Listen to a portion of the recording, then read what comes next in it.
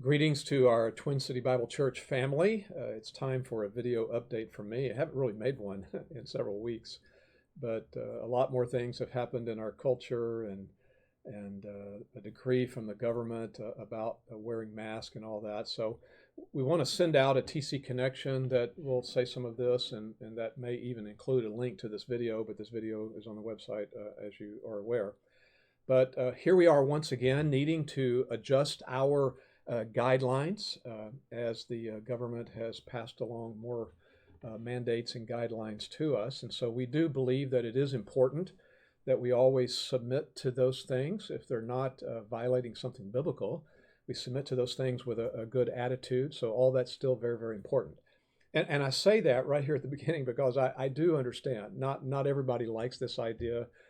For whatever reason, the simple thing of wearing a mask has become a very divisive issue in our culture, not just in churches amongst Christians, but among all people.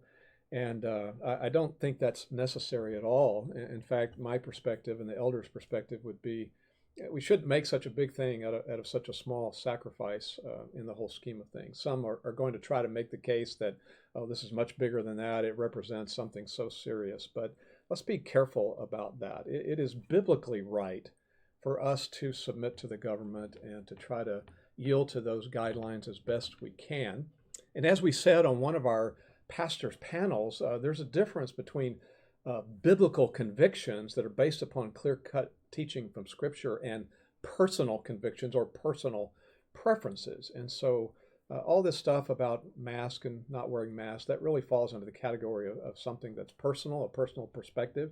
So it's fine to have those things, those preferences, those personal convictions, but let's always be careful that we don't elevate them up to be more significant than they should be.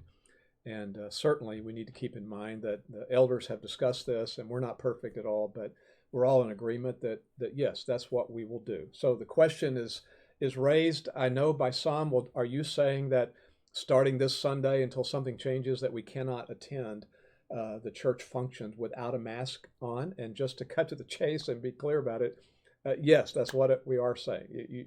No one is going to be allowed to attend unless we are wearing a mask. I do want to say that if you don't have one, or if you left yours at home, you probably know this already. We have a table in our church lobby, and we have some masks available, so there's no reason not to attend there. Just to let you know, when we say wear a mask, we're talking about all the time that you're in the building, and so in the lobby, the worship center, everything. What's that going to be like when we're singing together? I don't know. I'm assuming it's muffled singing, and so if you just want to think about the words and not sing, or mouth the words with your lips under your mask, that's fine too. But I do want you to know that all of us are going to be wearing masks, except I'll not be wearing one while I'm preaching, obviously, but I will be wearing one all the other times. And our music team and the leaders of the service who help us in that area, they'll not be wearing those masks while they're leading, but yet all the other times they will. And we certainly want to practice social distancing and everything.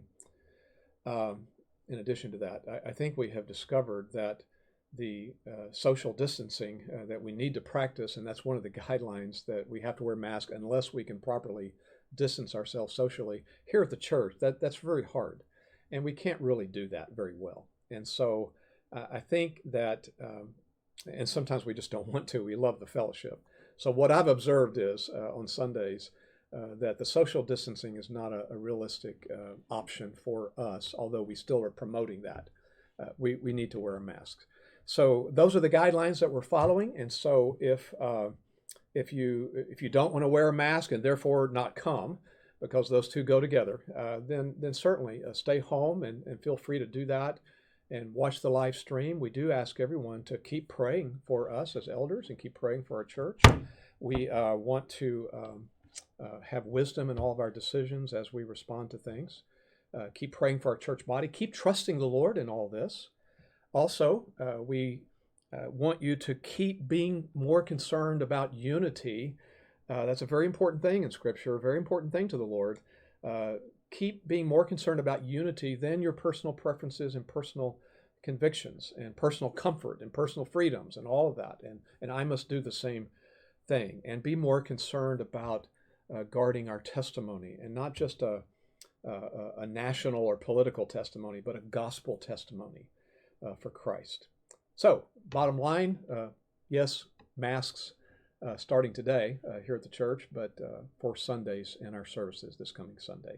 So those of you who are attending this week, I look forward to seeing you, and those coming the next week, then I look forward to that as well. We are returning to our study of the Gospel of John, chapter 12. See you later.